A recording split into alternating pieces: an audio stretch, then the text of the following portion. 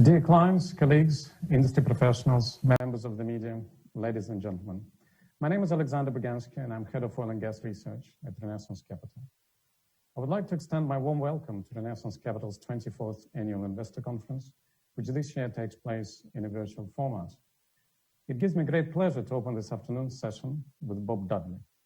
Bob Dudley is one of the most recognizable names in the oil industry, but even more so for investors in Russia. Bob's career spans more than 40 years.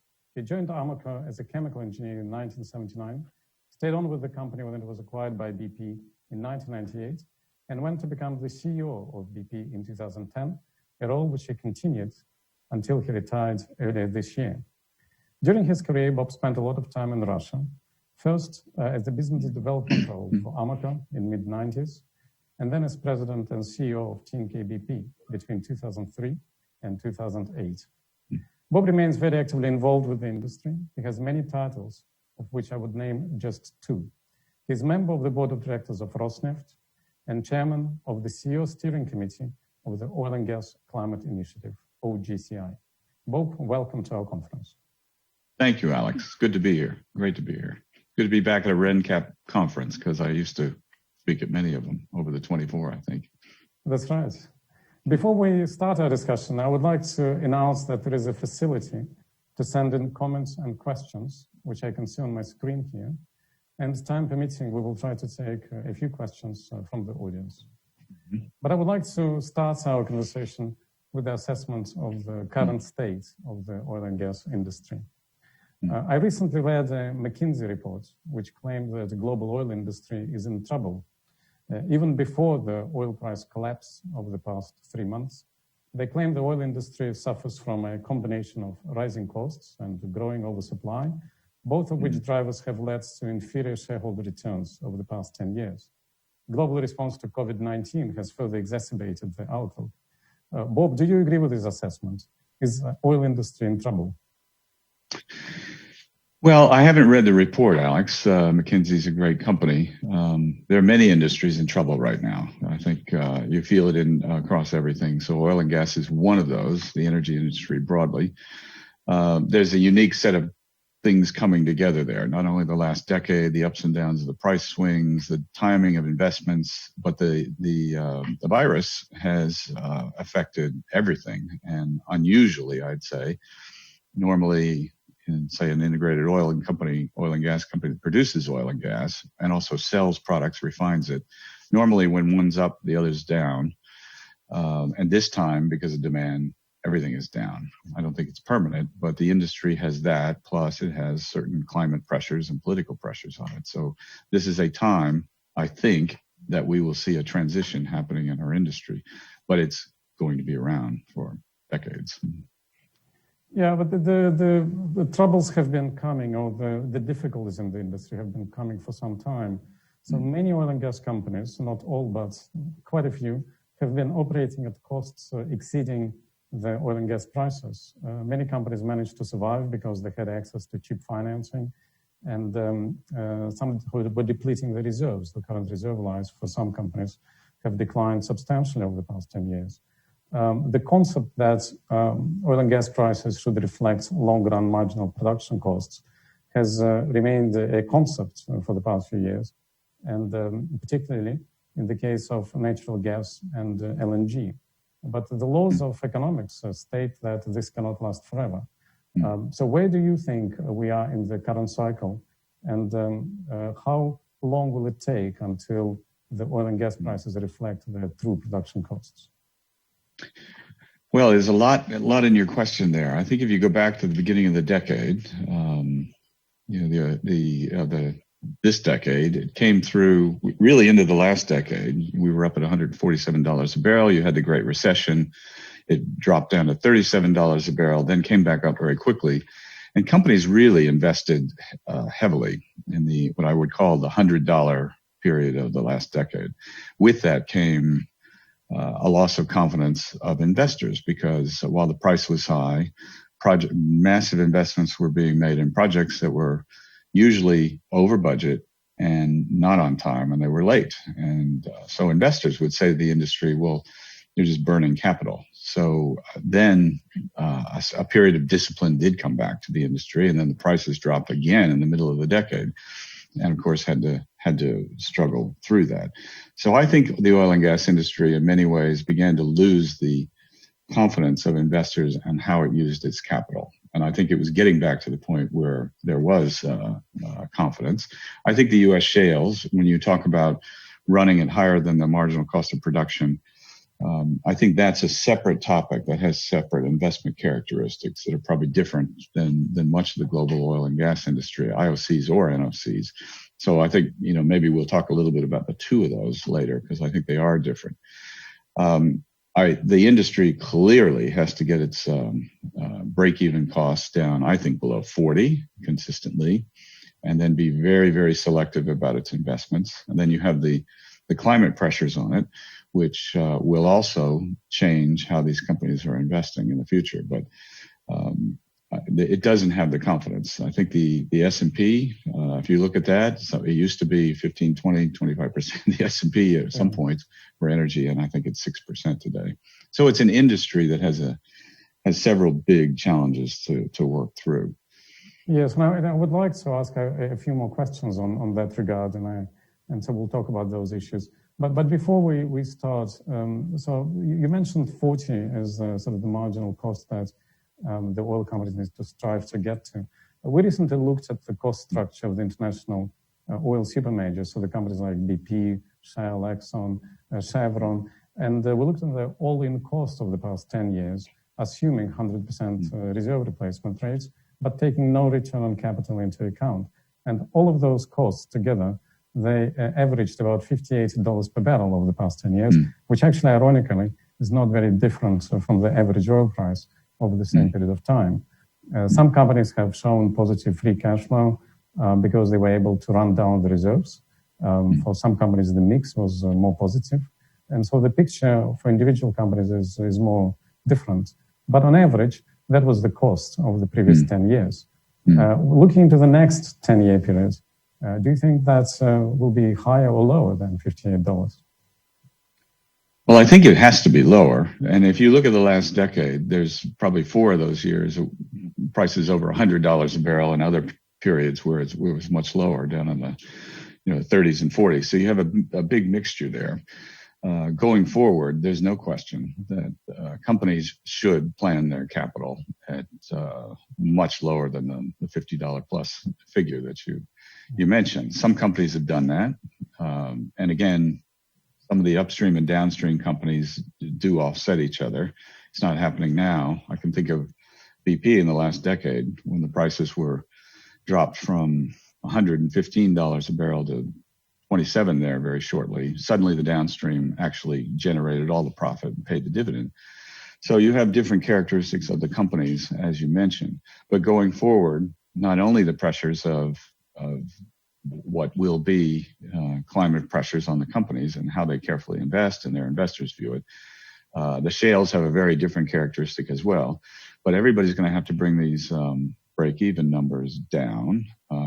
Generally, I think wildcat real frontier exploration is probably going to drop off. You'll see developments around where people are already developing to keep those costs down. It's going to require a lot of discipline.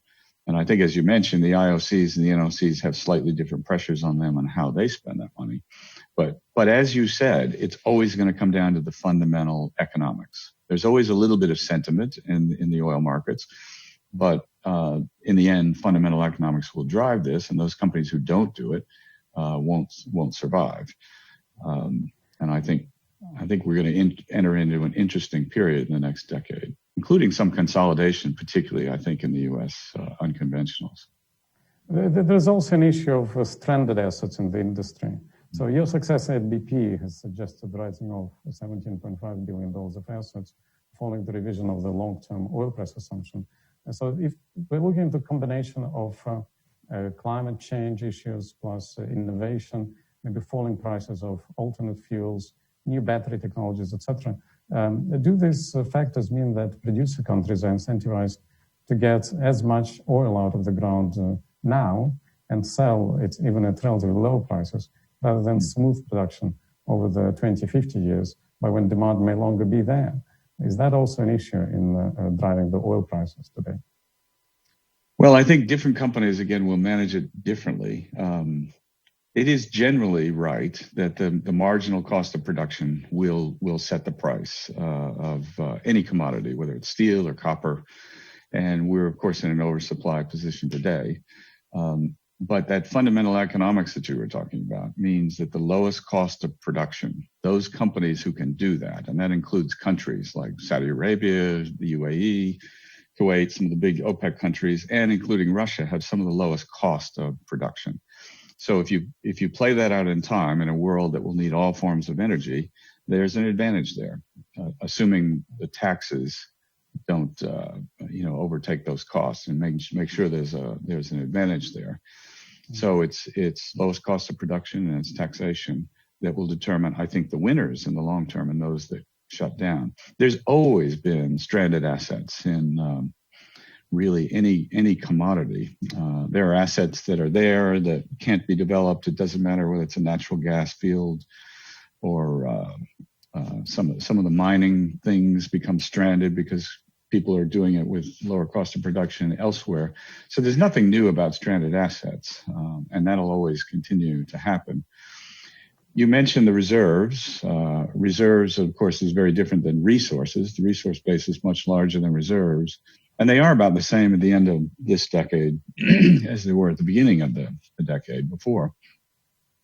But reserves are quite a specific calculation. They're economic reserves, and they change all the time. They're determined by a price setting assumption, and it's fairly standardized. Most of the world uses the SEC form of reserves. Many of them use the Russian form of reserves. They're very, very similar. So it doesn't surprise me that the reserve numbers really haven't moved much.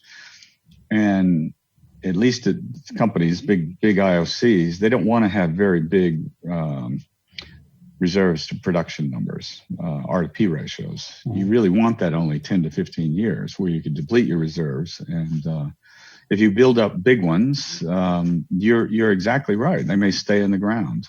They'll be out there a longer time. And so that's one of the issues, I think, with the national oil companies, not getting too many reserves. And don't chase too many reserves and produce the ones they have economically. But with the international oil companies, arguably a lot of them have been running down the reserves over the past few years, and the reserve replacement costs have consistently gone up. And now, probably, with the reserve replacement costs likely coming down because of the low oil price, isn't it arguably the time to turn around and start investing in the reserve replacement in a more sort of counter consensus decision? Well, I think that depends right now on the confidence of investors. I don't think the investment community wants to see the oil companies putting lots and lots of capital back into big projects. They want to see economic projects, ones at scale that will have good economics. And I think managements, of course, are being very sensitive to that. I think also management has their own financial straitjacket right now. If you look at where the companies are right now financially, I'm sure the second quarter, I don't have any insight, but I'm sure the second quarter broadly across the industry will probably be a real low point. And then demand will pick back up. So if you look at unconventionals and the investments that have gone back in there, always putting capital back up to increase production, which drops off very fast and you get on a treadmill. That's a very different investment model. And I don't think we'll see as much going into that. So I think, again, you have to pick your companies, those that are, of course, well managed, but really that have the lower cost of operating will be essential. In your experience of managing oil companies, when you can you talk a little bit about the issue of organic decline rates? Because these are different across different geographies and also different across different types of oil. There would be more viscous oil or heavy oil that will have higher decline rates versus some of the maybe lighter oils. Also, these differ across geographies. And so how does that factor into the decision of the oil companies in a way to put their capital? We have seen recently, for example, the narrowing of the spreads between the heavy oils and the more lighter oils, and in certain cases, more sour oils and heavy oils went into trading at a premium to the light oils, which we have not seen for many, many years. And perhaps some of the explanation could be attributed to the lack of investments in those heavy oil or the very high decline rates, particularly in the current environment where this is not being replaced. So can you talk maybe a little bit about this trade-off and the issue of forgotten decline rates, and how would an oil company approach that? Well, I think there's a couple of things that are happening here with decline rates generally. If you look around the world and with very little investment back in the fields, they naturally decline, 7%. And then, of course, with the technologies been used, you've been trying to keep them at 3% broadly oil declining. So if you think about that is, say that today the world produces 100 million barrels a day, you're probably losing 3 million barrels a day of just through natural declines. The investments just to keep it flat have been quite high. I think there's these spreads that you're talking about are quite interesting because the shales, of course, in the U.S. are really quite good oil, light oil. So you have extra light oil now on the world stage, and you've got some of the heavy oils. Venezuela is probably the largest place in the world for the heavy oils. They're becoming short in the world generally, and refineries need a mixture of all these things. So that's why you've seen that. I think those spreads change somewhat.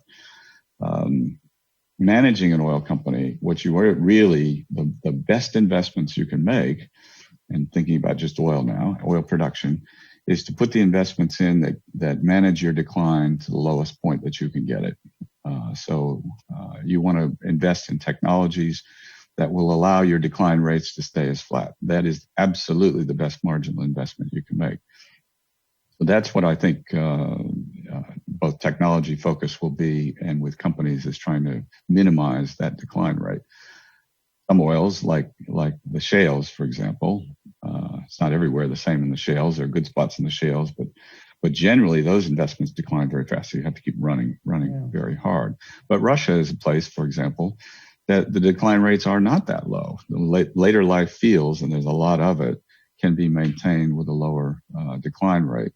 And at BP, the last 3 or 4 years, we were actually getting negative decline rates by investing in new technology, sensors, different ways of working on the wells that would minimize it. That was always the best investment we can make. And how replicable are the best standards around the world? Because there's always, with respect to Russia, for example, there's always been this view that the recovery rates in Russia are quite low. I think the average still is about 32, 33%. And people always compare that to the best places around the world where the recovery rates will be in excess of 60%, sometimes more than that. And they will always say, we'll look at the Russian brownfields, look at Samatlow, the largest field at some point in Russia, where the recovery rates are so low. And so with this new technology, we can maybe not increase the recovery rates to 60%, but keep it going for a very long period of time because it was undermanaged in the past. So in your experience, how replicable is this approach? So if you have a really good comparable set of fields between one geography where the recovery rate is 60% and let's say Russia, when there are many fields with very low recovery rates, is that realistic to expect that the recovery rates can increase with the application of better technology? Or is that more difficult than it sounds? Well, it isn't. And I think it's a great point. It talks about the potential of the Russian oil and gas industry. Absolutely, recovery rates can be brought up. We saw that at TNK. You're seeing at Rosneft today that the application of technologies are increasing recovery rates, flattening the decline rates across a huge number of fields. It's easier if you have one big field or two, a number of small or giant fields where you can focus on that. So you have to focus this on many, many places and prioritize and pace it. But there's enormous potential in the Russian oil industry. Not only do you have a number that you could guess? We're going through sort of mid-30s today in terms of the recovery rates. What do you think is the good number to use for the recovery rate in Russia? Well, I forget what the number is, but if you can increase the recovery rates by just 1%, it's an enormous number of additional reserves and production. And I'm sure broadly, this can get over 40 to 45% broadly across the country. Not every field, there's different kinds of fields, but a lot of potential using of more sensing, more understanding, more reservoir modeling, seeing the lenses of oil that are in and around the fields. And Samotlor is a great example. It's had a renaissance by focusing on this. And you'll see it on the big Burgansky fields as well. Yeah, I want to come back to Russia a bit later, but you did mention shale several times. And I wanted to ask you a couple of questions about that, because it is widely expected that shale oil production in the US will decline this year by maybe at least 2 million barrels per day. Even though US was not a signatory to the OPEC Plus deal, there are obviously a reduced level of investments in unconventional oil. So what is your assessment of the potential response of the US unconventional oil sector? I think in particular, how quickly do you think the sector can come back if the oil price rebounds, and what level of the oil price is required for new investments to start flowing into the US shale? I think there are a lot of investors who are concerned that once the oil price is up, then the US shale oil boom will restart again, and so the whole cycle will be repeated. Well, maybe I start with a little comment about OPEC itself and OPEC Plus. I smile when I read and people say that OPEC is irrelevant anymore and there's no role it has anymore. And of course, I think it does. It's a very, very important organization, and it's expanded a bit to the OPEC Plus countries, of which Russia is probably the single biggest, of course, contributor to that. It has managed production in a way that avoids price collapses or skyrocketing oil prices. That's more or less that's its role. It tries to do. It's not a perfect organization, but it actually has worked pretty well over decades and decades. The U.S., of course, not a signatory to OPEC or the OPEC Plus agreement, but it is probably the country that responds the fastest to price signals. So you have 3,000 separate independent or separate oil producing companies in the U.S. And they manage to, you're going to have to manage to their cash flows, particularly at times like these, very, very carefully. And unlike most countries in the world, and you'll see this, tens of thousands of people will exit the industry and be let go. It's happened before in 87 and happened again in the late 90s. So it is the country that will respond quickest to the price signals. Those signals are not good now, and so there'll be a massive change in activity levels. The rig counts now are down as low as they've been since they've been really counted. And so that's why you'll see the production in the U.S. drop rapidly. It's not all shales in the U.S., but in the shale areas, you'll see this drop off remarkably quickly. And because they're not massive, big offshore type projects, they're small things, companies can throttle back that investment very, very quickly, which you can't do if you're in the middle of a big project. It's better to take the horse across the river and get it to the other side. Whereas in the shales, it will stop. And so this we'll see these numbers, 1.5 million, could be 2 million barrels a day down this year at the rate we're going. But what do you think, that there has been an issue with financing for a lot of these companies? A lot of them are overburdened with debt. Some of them are experiencing issues with raising new debt. So what do you think the level of the oil price is required for these companies to come back and to restart the investments? Well, I think you have a problem of confidence, of course. So I think you need an oil price up 60, and it needs broadly. I mean, it depends exactly on which fields, but I think you need 60, and you need it for a sustained period of time. If the oil price rises and we're to get up to 60, you're not going to see the investment come back quickly now because of the performance of this industry in the U.S., the shale. So I think you need a sustained period. I think before we get there, I suspect you'll have lots of consolidation of companies that will have to join forces to make it work. Debt levels will be high, and investors will be very cautious about investing in companies that have that characteristic. And I'm not talking, of course, about the Chevrons and the Exxons who are making a lot of investments in there. They'll pace it. That's very different. I'm talking about the broad, the majority of the 3,000 companies in the U.S. There is a related question here on natural gas in the US, on the Henry Hub prices, because there does seem to be an inverse relationship with the oil production down, the associated gas production down. Gas prices have started to recover, but there is a question whether they can sustainably exceed the $2 mark in the US if the oil prices keep rising.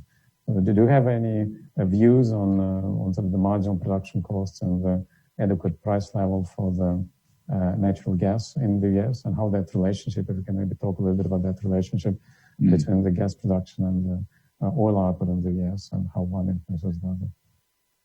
Well, if you think back within the last decade, prices in the US have been $10 an MCF, and now they're, like you say, under $2 an MCF. The United States, with its resource base there, has enormous amounts of gas. Some of them are unconventional, some of them are conventional gas fields. It just has more gas than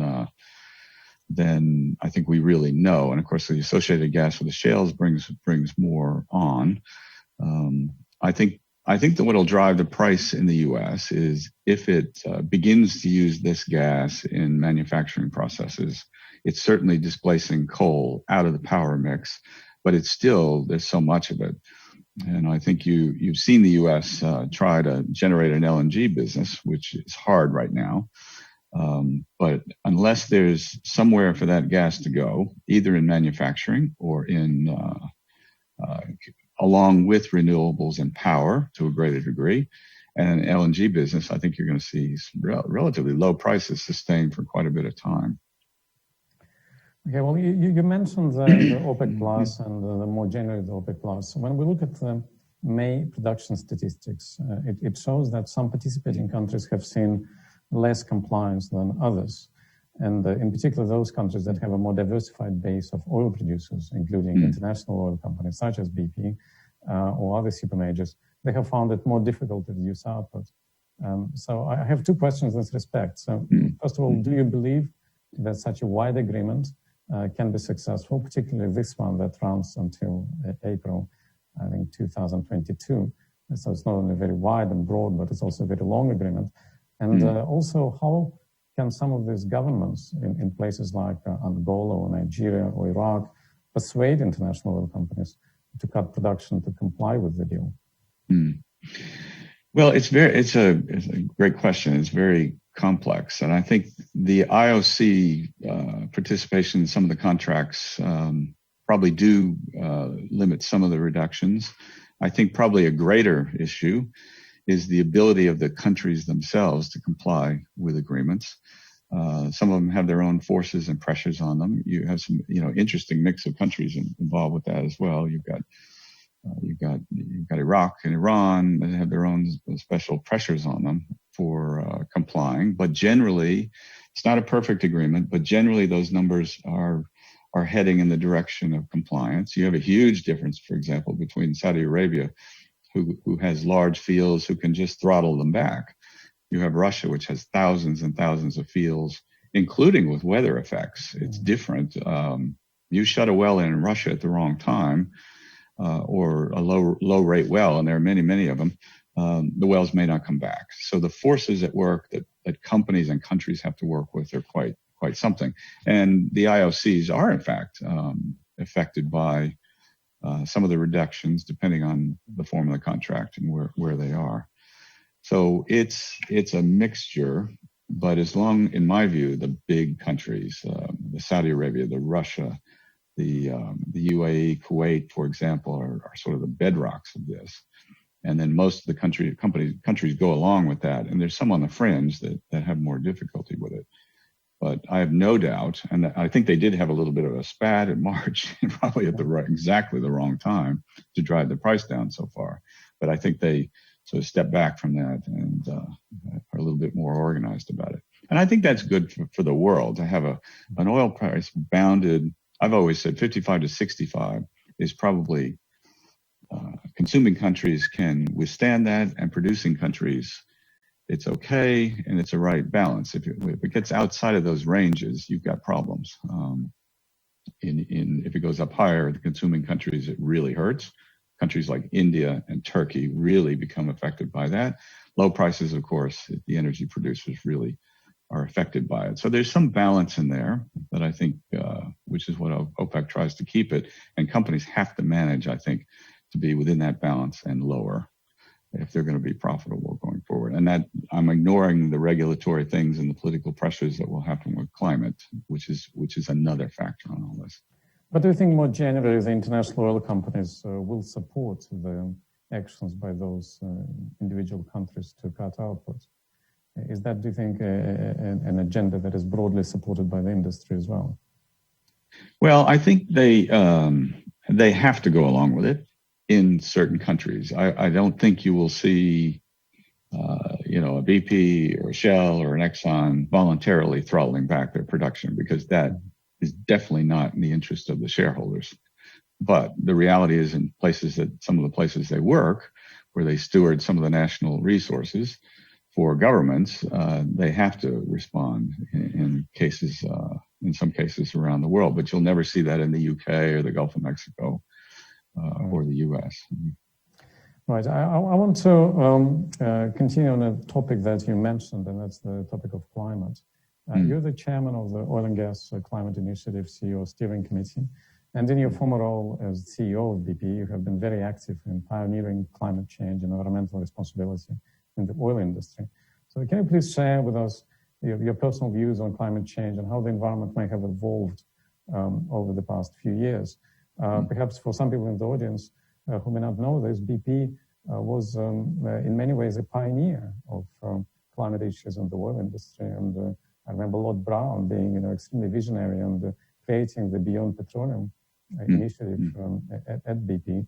And you've been all along present during those times and when these changes were happening. So how have views have evolved over this period of time?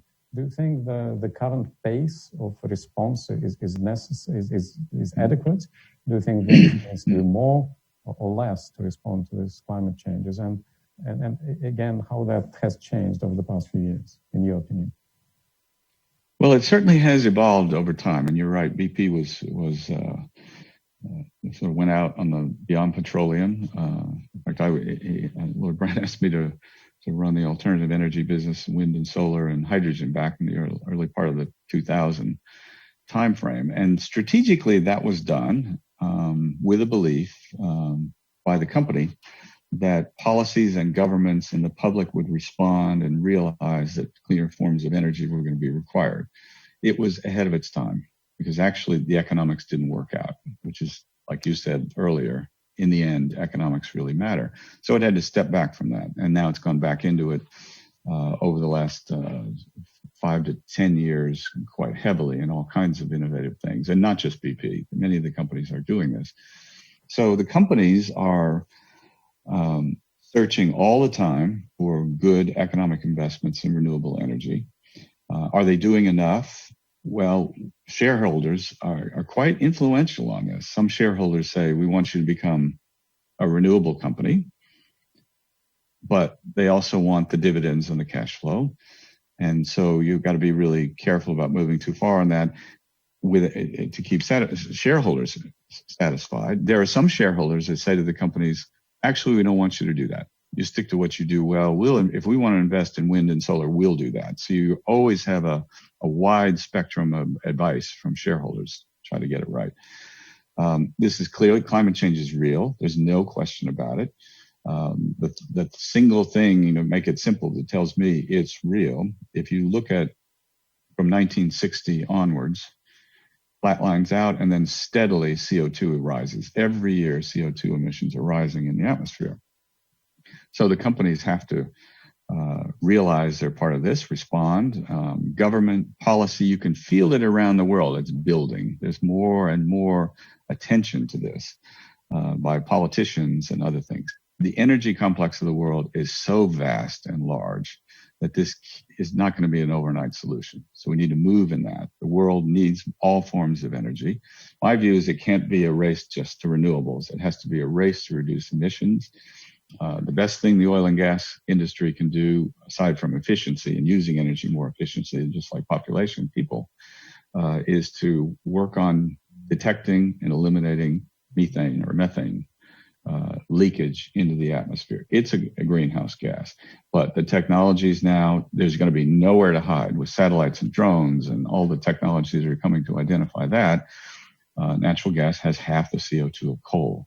And so I think that's the big thing. Unless we can get natural gas and displacing coal, we're going to have a tough time in the world of doing this. And you look at, I don't like the term fossil fuel, Alex. I think there's a huge difference between coal and natural gas and oil. I think of hydrocarbons as one, coal something else.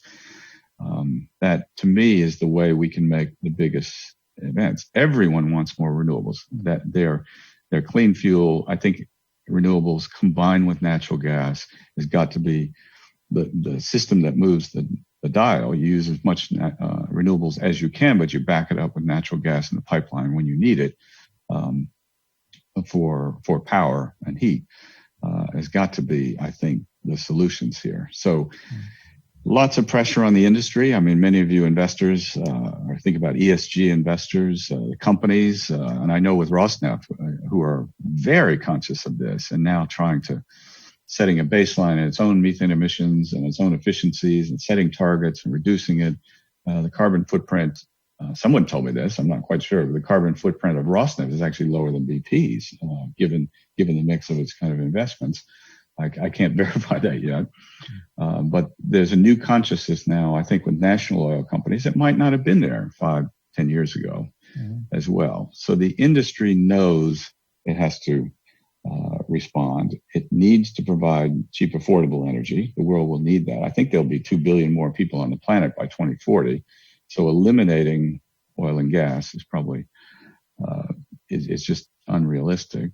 Yeah. And the other thing, I'm sorry to go on about this, but I think for the audience, as you think about energy, about 50% of energy goes for electric power. The other 50% goes for liquid fuels and transportation and chemicals. Today, the world added up is only 4% renewables for the entire mix. It's about 8-9% in electric power, which is where it will go. But we're a long way from, I think, changing out liquid fuels for transportation, aircrafts, and flying. So we're going to need all these forms of energy, and it's the companies who do it the cleanest, the best, reduce their carbon footprints, is what's going to take to move the dial.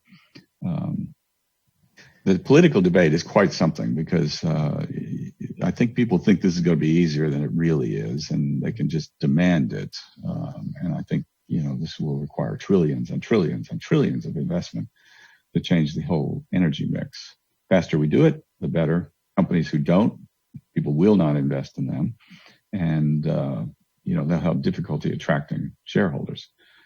I'm also optimistic, though, Alex. I am optimistic about that. I know what the companies are doing in terms of their investments in oil and gas. Climate Initiative, GCI, has $1 billion fund to invest in a lot of these things beyond oil and gas, the hard to abate sectors. And if you add up what the companies are doing, it's billions invested in this. There are some people who question whether the oil companies themselves, or the big oil companies themselves, are the right agents of change. You mentioned that some of your shareholders in the past have tried to push you more into the renewable part, but some shareholders will say that why will an oil company develop the renewables? We can invest in a separate renewable company, or the renewable returns are still typically lower than the competitive oil and gas projects. And so some of the shareholders might say, we want you to invest in the oil and gas projects instead. And eventually, even if renewables eventually become a major part of oil companies' capital employed, there might be investor pressure to spin off the renewables businesses, as its value might be perceived to be dragged down by the association with the oil businesses. So how can the oil companies make this work? And do you believe that the oil companies are the right agents of change here? Well, the energy companies, they're almost becoming energy companies. I think about what BP and Shell and Total and others are doing in terms of electric power and renewables, and offshore wind is going to be something that energy companies are good at with offshore and scale. So they truly are moving to being energy companies, not just really oil companies, which is a slang. I mean, BP itself is more than 50% gas right now. These companies have enormous amount of engineering talent, research capabilities. They're some of the longest term thinking strategic companies because they have to. It's not like consumer cycles or electronics. They've got to really think very, very long term. The companies can do it at scale. They partner together. It's the only industry I think out there that I know where big competitors also combine their forces and talents together in these big projects. They can often do it cross-border, and some of these kinds of new energies will be required cross-border. And they'll do it with the national oil companies. They'll influence the directions. And I think it's good for the world rather than just running them down and out of business. Very, very sophisticated engineering work is going on now, and on all forms of these. And some of the investments that I couldn't even talk about that are being made are quite something. The energy industry itself is, OGCI has done an investment in a company called Solidia that makes cement that actually takes CO2 out and cures it and locks it into the cement. Cement is one of the worst CO2 generating industries in the world. So it's trying to go beyond just what it does to invest in things that it believe will go up. The different business models is another important point. So, I'm sorry to go back about BP, but 3 years ago or so, bought into a company called Lightsource BP, the biggest solar development company in Europe. It owns 50% of it, and it's now taken that company around the world into 11 emerging market countries, and it's attracted about $7 billion of capital. That's a different model. Companies may not get credit for that in terms of people say, oh, it's a low amount of capital spending that's being done by the traditional oil and gas companies, but it's attracting lots of capital through different business models.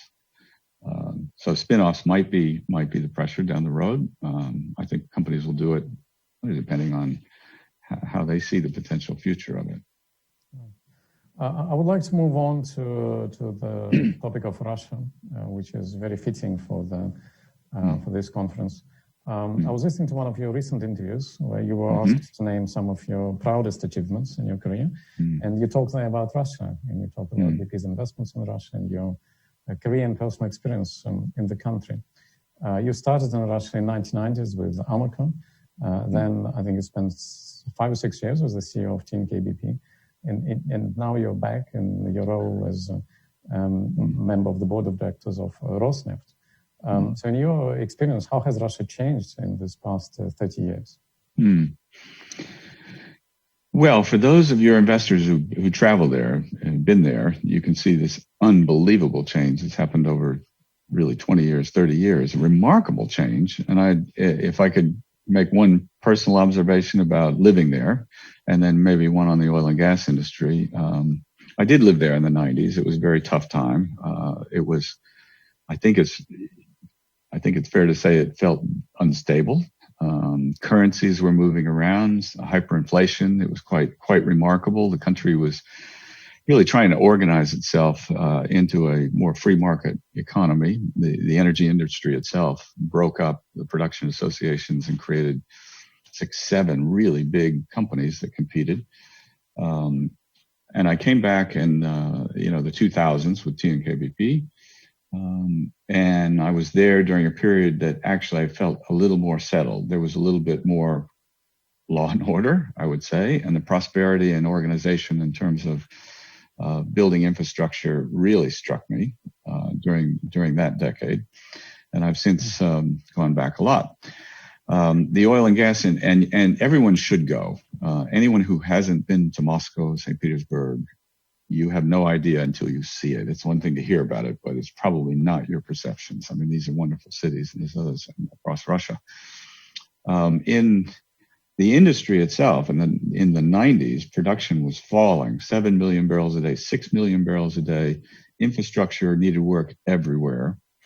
Parts, everything was sort of winding down, and people thought that's it. That's the end of the Russian oil and gas industry. It'll never be able to turn itself around. There won't be enough capital to do that. And today Russia is producing 12 million barrels a day. So, and the use of technologies and new technologies is quite prevalent, and a lot of it developed in Russia itself.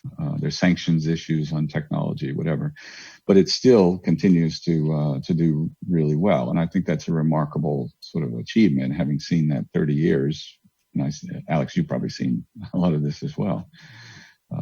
Obviously in your time as well. And Renaissance Capital has been involved really in investing and helped attract a lot of the foreign capital into Russia through that period. That's right, and BP has been involved almost since the day one, from very early days. Then more recently, BP has become a shareholder in Rosneft in 2013, and parts of that shareholding was just a conversion of BP's stake in TNK-BP, and then part of it was acquired from Rosneft at a price which was at the time about $8.12 per share. The current price for Rosneft is $5.40, which is quite a bit lower. Can you perhaps share your expectations on how the Rosneft investments may play out for BP in the long term? It was discussed previously that one of the advantages of BP being a shareholder in Rosneft is that it can become a partner in other projects in Russia together with Rosneft. And so one issue that has come up, or one opportunity that has come up more recently, was this giant Vostok oil project, where BP was mentioned in the media to potentially looking at becoming a shareholder. However, with this more recent decline in the oil price, how realistic do you think that project is, given also the radical change supply-demand outlook, the requirement for lower production costs, as we talked about before? So if you can just talk a bit more generally about the objectives that BP has from its investments in Rosneft, and also more specifically maybe about projects such as Vostok Oil and the opportunities that it might bring you. Well, as you mentioned, BP had sold half of TNK-BP for $27 billion and put some of that back in, about half of that back into Rosneft as an investment. And a lot of the TNK-BP fields are now integrated into Rosneft and doing well. The share price, really, there's so many oil company share prices have really fallen down. Last year, I think it was back up to around close to what BP had invested in it. So the share price is just like the markets today, and many industries have felt quite hit hard. At the time we made the investment, the philosophy was, one, the company had the ability to transform the technologies, combine the two, and really transform Rosneft. And I think it has done that, is doing that with remarkable things. I think with oil and gas production sort of heading towards the 6 million barrel a day mark, a barrels of oil equivalent mark, the company's performance has been really good. But BP's view on it was, don't just make a financial investment. That's not the objective of what we would do. So we were in about 4 or 5 big projects with Rosneft as investors in joint engineering and joint field development plans and production. So there's a whole separate piece of Russia for BP outside of just the Rosneft investment. Rosneft has lots of investment potential and green fields to develop. The Vostok one is still emerging. It looks very promising. There's no doubt there's lots of resources there. The reserve levels are going to be determined by the economics and the price right now, and so the pace of that. But it strikes me as a project where rather than doing it all in a large scale all at once, you take the best parts of it and develop that and then work it out. That can be economic. It will require some tax, I think, incentives from the government to do that, because Russia generally is a little bit of a high tax country for oil and gas. But we'll see. I think it's going to be up to the new management of BP where it takes its investment with Rosneft. The relationships are great. It's lots of exchange of people, seconded people in, expertise kind of going in both directions. So it truly is a strategic partnership, as well as some investments outside of Russia together. We're in that big ENI project in Egypt, the gas project, BP and Rosneft. So it's been very satisfying to me. The share price is different, but as an investment, it's a company that just paid out its largest dividend. They pay the dividends twice a year. 50% of IFRS earnings are paid out as dividends. So it's more than just the share price. There's actually been cash that comes into BP from its investment in Rosneft as well. And you also mentioned the company's initiative in the area of climate change and ESG. And you're sitting on the board of Rosneft. So from your position, how do you see the different roles of the international oil companies and national oil companies in the area of climate change and environmental issues? With regards to Rosneft and Russia more generally, maybe other emerging markets, do you have any advice what can be done by the emerging market governments and the national oil companies in the area of climate change? And also, we have received some questions so far, which I want to combine into this one, a question from the audience. How do you evaluate a great attention paid to decarbonization by both investors and the government? And also due to the virus effect and the slowdown and the global macroeconomic outlook, do you think that this transition to low carbon energy can be postponed? And there is a related question of the fine line between an attempt to maintain environmental challenges and economic efficiency, which I think is the same sort of dual challenge scenario that you've talked about so many times in the past. So I know it's a very big question, but maybe you can combine the answer to this question with your views on these differences between international oil companies and national oil companies, and maybe in particular to Russia and Rosneft, what efforts could be done to improve things on the ESG front. Well, I think the world is learning a lot about ESG right now, and I'll come back to that in a second.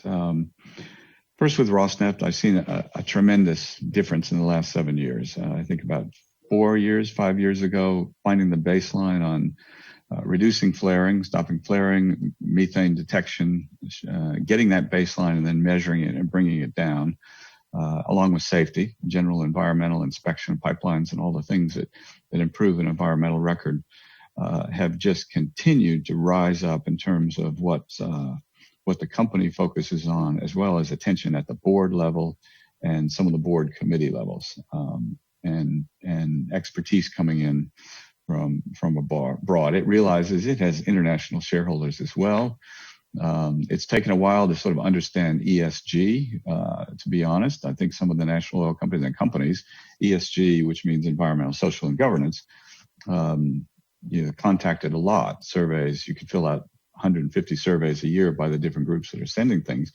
And they've noticed, well, is ESG really just a big capital E? Does it really matter, the little s on social, and nobody's worried about governance? And everyone has a little bit different view on this. So ESG to investors, and those of you who may be ESG investors, really try to focus on all three, E, S, and G. So Rosneft is learning the language of how to deal with investors and laying out transparency of what they're doing. And I've seen that just change remarkably. The national oil companies, the OGCI, for example, has memberships, 12 big companies around the world, produce combined 30% of the world's oil and gas. And it includes CNPC from China, Saudi Aramco, Petrobras in Brazil. And they've adopted the language and the focus of what we're doing, setting carbon intensity targets jointly, and putting real expertise in it. Particularly, I would say, Saudi Aramco and CNPC investing in research and investing in new kinds of companies to think about real changes in their world as well. That's the way the world is heading, as it should. The goals of the Paris Agreement are very, very important. There's 1,000 ways to get there. If you look at the IPC scenarios, there's 1,100 of them. Some of them are straight line, some drift out and then fall. And that's my view of what will happen. We'll still continue to see some rise in emissions, and then they'll start to fall as companies really, and the energy mix changes, depending on the future of coal, I'd have to add. But this is all new language. Rosneft itself, strategy, as part of the strategy, is based on, they've taken 7 of the SDGs, Sustainable Development Goals, from the UN and built whole programs around the ones that fit their business. This would never have happened 5 years ago, for example. So I'm encouraged. I don't think Rosneft gets much credit for it, but I can tell you the activity level and their attention on it is very, very, very high. But I would say that the IOCs probably have more pressure from their shareholder base on this, and they're devoting more attention to it, and will be probably putting more of their capital into it. The mix will change. The collaboration between the companies will go up. What I'd hate to see is the pressure from either Western governments or ESG investors sort of drive these companies away from doing these things and damage them, because the national oil companies will be there to produce the energy and the lowest cost energy. And then you'll see a shift. And I don't think that's good for the world. I think all these big IOCs who are focusing on us have a really important role. And that balance needs to be found. And politicians do use very simple language. We're going to do this. We're going to go green. We're going to make it renewables. Everything else is bad. The one I really don't like is when they say natural gas. There's no role for natural gas on this. That's very simple. And I think it's a bit misleading. But it's like the McKinsey study I think you mentioned earlier on. It's a very noisy world out there. It's a very noisy space. So to get your voice heard on these things, you tend to have to be a bit extreme, with the reality being softened around the edges. So I think it's always important to look at something that sounds sensational. It gets the attention, but the reality is always going to be a little bit softer and a little bit of a different pace. That's too big of a system. On the pace of this transition, so do you think that this current situation, the economic crisis we're in right now, do you think that will postpone some of these targets? You mentioned that you believe, your personal view is that the emissions will rise before they start falling. So do you think we will see maybe further delays because the governments around the world will start paying more attention to other things, the economic issues, as opposed to issues of decarbonization? And also, can you talk just a little bit about this dual challenge, and where do you think the balance is? Well, it's a good question. And while I think emissions are going up, I'm just amazed at some of the projections for this year. Could see global greenhouse gas emissions dropping 8%. I saw one study 14% in this 1 year. That is an amazing boost to what we're trying to do. It's got all kinds of economic issues with it, but there's a chance here to see these come down. And governments, European governments, some of the candidates in the US, for example, are talking about, let's come out of this pandemic with a sort of a new plan with energy that can reduce the rise that I think will come just because of population. So the governments around the world have an interesting opportunity here to design policies to set the world on a different path that can change that trajectory. And I'm hearing more and more about it. It may cost trillions of dollars, and so there's an issue of affordability. But we've already got a good jump on sort of reducing emissions. It's not been the way you could really do it every year, of nobody flying and nobody driving. And electric power is down, industrial demand, all these things that have driven it down. That's the only silver lining I can see in what's happened with this pandemic. But the economic pressures on countries will be enormous. And if you look at the coal consumption, I think there's a coal-fired power plant still being built once a week in 7 countries in the world. And that's the thing that worries me. You get that installed capacity there. So I'm hoping that it'll slow that down in particular. Yeah. Well, Bob, thank you very much for this talk. We're running out of time now, but I wanted to finish maybe with one last question. The audience at this meeting are mostly global investment managers. With your 40 years of experience in the oil industry, you've been buying and selling oil companies and oil assets, essentially for the whole part of your career. Which is maybe one criteria which you would choose to advise investors on which basis to make an investment decision in an oil company? What do you think they need to focus on? Resources, dividends, management, whatever else. If it's just one criteria, what would that be? Well, sort of with the caveat that management's always important. So that's always got to be an ingredient there. But I mean, I've always looked at this with discounted cash flow calculations, after tax, discounted cash flow, to give you a sense of what the value of an asset is or a company. It's never easy in a commodity business because you've got price cycles, and again, it's copper, iron ore, all these things. So you've got to sort of think through cycle, do your modeling with a discounted cash flow valuation there, and that discounted cash flow for you might include dividends. It might not include dividends. Different companies have different philosophies about it. You either want the price of the company to go up, or you want a good, healthy dividend stream and some price appreciation. But I'm not someone who would suggest investing on sentiment.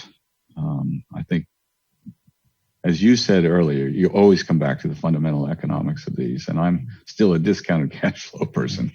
The good old DCF, that's music to any analyst's ears. That's certainly music to my ears. Bob, many thanks for your time. It's been fascinating to speak to you, and I hope that we'll see you in person at one of our next conferences in Moscow. Thank you very much. Thank you, Alex. Can't wait to travel again. Thank you very much. Thank you. Thank you to everybody who's listening. Thank you for your time and attention. Thank you. Thank you very much, everyone, and goodbye.